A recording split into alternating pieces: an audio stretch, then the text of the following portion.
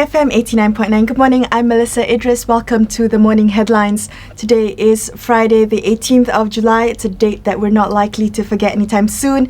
If you haven't heard by now, MH17 has been shot down. It was a flight from Amsterdam to KL and shot down somewhere in eastern Ukraine, the border of Russia-Ukraine. All the papers are carrying it. It's the only story today. So it is a very black day indeed, as shown by the cover of NST, Crash in Ukraine, Terhempas di Ukraine. Front page of The Sun is a bit disturbing today because they've actually got photos. Now, most of the papers don't have photos yet of the crash scene, but The Sun has got this really disconcerting photo of a wreckage of a fuselage, as well as the stern. It's quite heart-wrenching to see. All the papers, I'm just going to go very quickly with Berita Harian and Sina Harian as well. Malaysia Airlines has come out with a statement to revise this number. It's actually 293 on board, and that includes 43 Malaysians, including 15 crew members and 2 infants. 154 on board were Dutch, because this was flying from Amsterdam to KL. 27 were Australians. Now, this is because there was a connecting flight from KL to Perth. 12 Indonesians as well, including 1 infant. 9 Brits, 4 Germans, 4 Belgian, 3 from the Philippines, and 1 from Canada. Now, there are 41 passengers that we don't know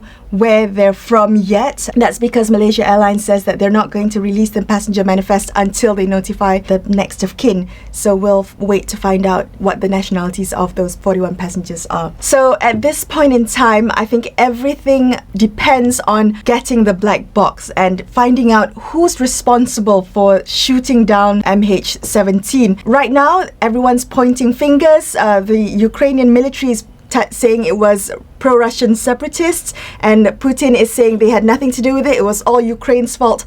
So until and unless we get that black box, we will not know what happened to MH17. Apparently the explosion happened in the air, according to experts, because the plane is in pieces. It must have disintegrated while still airborne. When we do find out, and I'm optimistic we will, when we do find out, I think it's going to be a tipping point in the crisis in East Ukraine. I think when you mess with civilian airliners, you kind of mess with the whole world.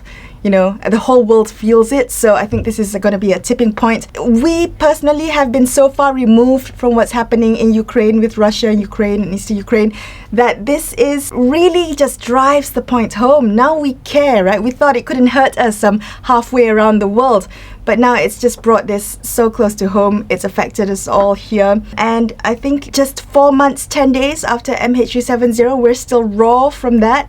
So this is really kind of hitting us when we're down already. I would also be remiss if I didn't tell you of the other big story. Now, MH17 has probably eclipse this a little bit, but the Israeli-Palestinian conflict has also escalated overnight. Now, after a 10-day offensive, Israeli forces have mounted a ground invasion. They rolled in tanks into Gaza, and I think the body count is now 230 after 10 days.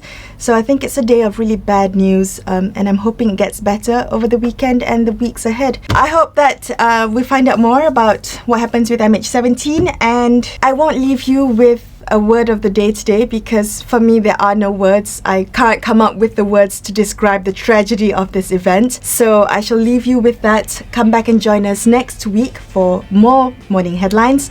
I'm Melisa Idris signing off. BFM 89.9.